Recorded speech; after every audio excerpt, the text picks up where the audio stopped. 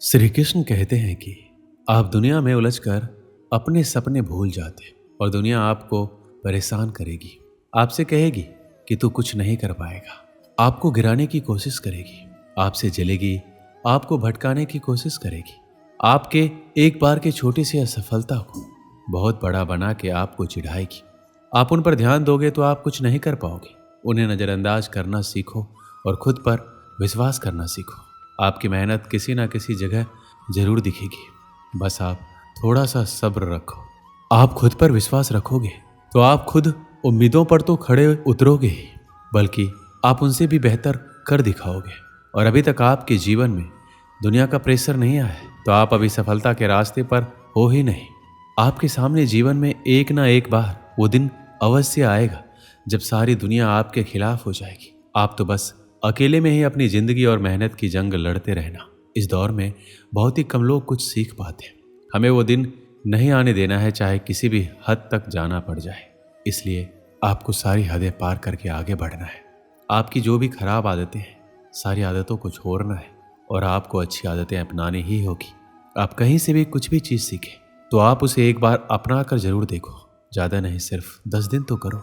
श्री कृष्ण कहते हैं लाखों विद्यार्थियों की ये बुरी चीज़ है कि उन्हें ज्ञान फालतू का लगता है और कुछ लोगों को अच्छा लगता है तो उन्हें अपनाना नहीं है। विद्यार्थियों को सफलता के रास्ते पर दिन कुछ नया करते रहना बहुत ज़रूरी है और धीरे धीरे खुद को बदलना ज़रूरी है।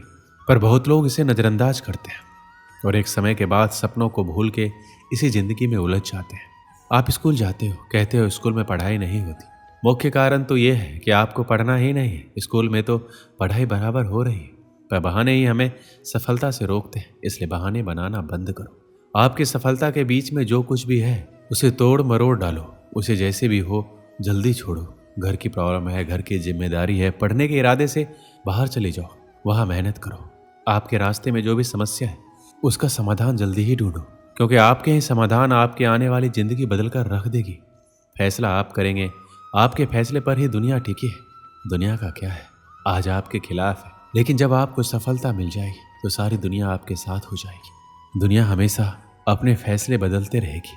सिर्फ ये याद रखना है, कहीं आपके माता पिता का एक फैसला आपको कुछ ना कर पाने की वजह ना दे दे। इसलिए आज अपने समय को बिल्कुल बर्बाद मत करो। कल समय भी आपका होगा, दिन भी आपका होगा। सिर्फ बस आज मेहनत कर लीजिए। कल सारी मुश्किलों का समाधान आपके पास होगा। आज आपको जितना रास्ता दिख रहा है उतना आप पहले तय कीजिए, उसके आगे का रास्ता वहां पहुंचने के बाद दिख जाएगा। खुद से जिद करो कि तुम अपने खुद को जीने का तरीका ही बदल डालो।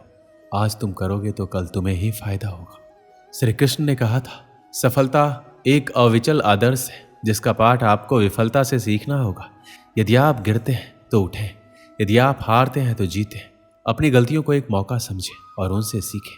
आपकी असफलताओं में भी आपके बड़े सपने छिपे होते हैं। अपनी विफलताओं को मतलब से भरें और आगे बढ़ने के लिए एक नया उद्देश्य तय करें।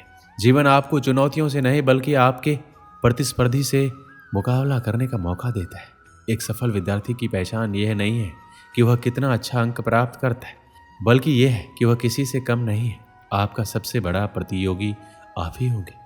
आप अपने आप से मुकाबला करें और स्वयं के आगे निरंतर सुधार का मार्ग चुनें। आपकी सफलता का एक और महत्वपूर्ण अंग आत्मविश्वास है। आपको खुद में विश्वास होना चाहिए कि आप किसी भी लक्ष्य को प्राप्त कर सकते हैं। स्वयं को कमजोर मत समझें, बल्कि अपनी शक्ति को पहचानें और उसे बढ़ावा दें।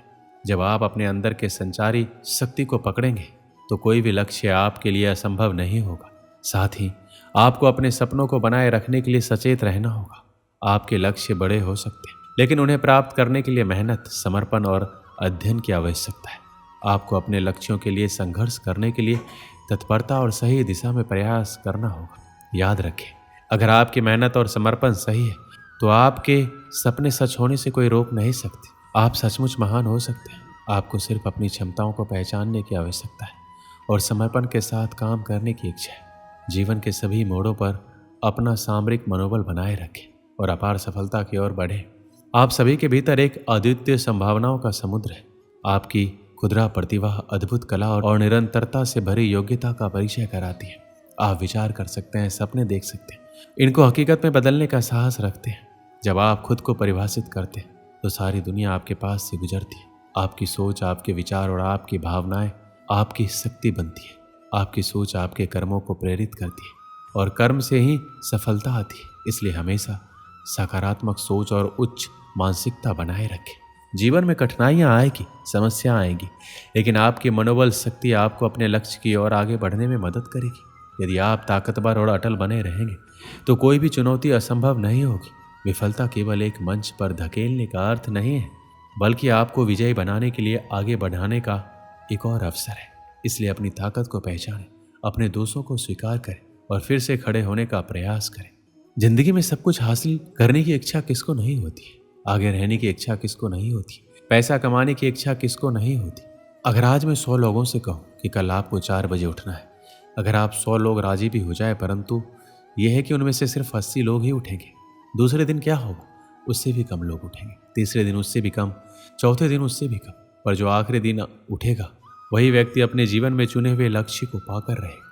यदि आपको दुनिया के 1% लोगों में आना है तो आपको उस माइंडसेट से निकलना होगा जिसमें आपके अगल बगल के 99% लोग फंसे हुए हैं। जिस व्यक्ति ने ठान लिया है इस काम को करना है तो करना है, चाहे हासिल कर पाऊँ या ना कर पाऊँ, लेकिन जिस काम में मैं इतने दिनों से लगा हूँ, जो टारगेट लेकर मैं बैठा, उस टारगेट के इरादे को घुटने टेकने नहीं दूंगा। और जिनके इरादे घुटने नहीं टेकते वही लोग अपनी ज़िंदगी में सफलता हासिल कर पाते हैं।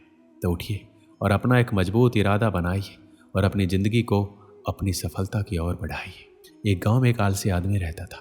वह कुछ काम धाम नहीं करता था, बस दिन भर निठल्ला बैठकर सोचता रहता था किसी तरह कुछ खाने को मिल जाए। एक दिन वह यूं ही घूमते घूमते आम के बाग में पहुंच गया। वहाँ रसीले आमों से लदे कई पेड़ थे। रसीले आम देखकर उसके मुंह में पानी आ गया और आम तोड़ने एक पेड़ पर चढ़ गया। लेकिन जैसे ही वह पेड़ पर चढ़ा, बाग का मालिक वहां पहुंचा। बाग के मालिक को देखकर आलसी आदमी डर गया और जैसे तैसे पेड़ से उतरकर वहां से भाग खड़ा हुआ। भागते भागते वह गांव के बाहर स्थित जंगल में जा पहुंचा। वह बुरी तरह से थक गया था, इसलिए एक पेड़ के नीचे बैठकर सुस्ताने लगा। तभी उसकी नज़र एक लोमड़ी पर पड़ी। उस लोमड़ी की एक टांग टूटी हुई थी, वह लंगड़ा कर चल रही थी। लोमड़ी को देख आलसी आदमी सोचने लगा कि ऐसी हालात में भी इस जंगली जानवरों से भरे जंगल में ये लोमड़ी कैसे बच गई, इसका अब तक शिकार कैसे नहीं हुआ। जिज्ञासा में वह एक पेड़ पर चढ़ गया। वहां बैठकर देखने लगा कि इस लोमड़ी के साथ आगे क्या होगा। कुछ ही पल बीते थे, पूरा जंगल शेर की दहाड़ से गूंज उठा, जिसे सुनकर सारे जानवर इधर उधर भागने लगे। लेकिन लोमड़ी अपनी टूटी टांग के साथ भाग नहीं सकती थी, वह वहीं खड़ी रही। शेर लोमड़ी के पास आने लगा। आलसी आदमी ने सोचा कि अब शेर लोमड़ी को मार कर खा जाएगा, लेकिन आगे जो हुआ वो कुछ अजीब था। शेर लोमड़ी के पास पहुंचकर खड़ा हो गया। उसके मुंह में मांस का एक टुकड़ा था, जिसे उसने लोमड़ी के सामने गिरा दिया। लोमड़ी बड़े आसानी से मांस के उस टुकड़े को खाने लगी। थोड़ी देर बाद शेर वहां से चला गया। यह घटना देखकर आलसी आदमी सोचने लगा, भगवान सच में सर्वे सर्वा है। उसने धरती के समस्त प्राणियों के लिए, चाहे वो जानवर हो या इंसान, खाने पीने का प्रबंध कर रखा है। वह अपने घर लौट आया। घर आकर 2-3 दिन तक बिस्तर पर लेटकर प्रतीक्षा करने लगा। जैसे भगवान ने शेर के द्वारा लोमड़ी के लिए भोजन भिजवाया था, वैसे ही उसके लिए भी कोई ना कोई खाने पीने का सामान ले आएगा। लेकिन ऐसा कुछ नहीं हुआ। भूख से उसकी हालात खराब होने लगी। आखिरकार उसे घर से बाहर निकलना ही पड़ा। घर के बाहर उसे एक पेड़ के नीचे बैठे हुए बाबा दिखाई पड़े। वह उनके पास गया और जंगल का सारा वृतांत सुनाते हुए बोला, बाबा जी, भगवान मेरे साथ ऐसा क्यों कर रहे हैं? उनके पास जानवरों के लिए भोजन का प्रबंध है, लेकिन इंसानों के लिए नहीं। बाबा जी ने उत्तर दिया, बेटा ऐसी बात नहीं है। भगवान के पास सारे प्रबंध हैं, दूसरों के लिए भी, तुम्हारे लिए भी। लेकिन बात यह है कि वो तुम्हें लोमड़ी नहीं शेर बनाना चाहते। दोस्तों, इस कहानी से क्या सीख मिलती है? हम सबके भीतर क्षमताओं का असीम भंडार है, बस अपनी अज्ञानता वश हम उन्हें पहचान नहीं पाते और स्वयं को कामचोर समझकर दूसरों की सहायता का प्रतीक्षा करते हैं। स्वयं की क्षमता पहचानिए, दूसरों की सहायता का प्रतीक्षा मत कीजिए। इतने सक्षम बनिए कि आप दूसरों की सहायता कर सकें। दोस्तों, इस वीडियो में बस इतना ही। मिलते हैं अगली वीडियो में। अपना ख्याल रखिएगा। जय श्री कृष्ण।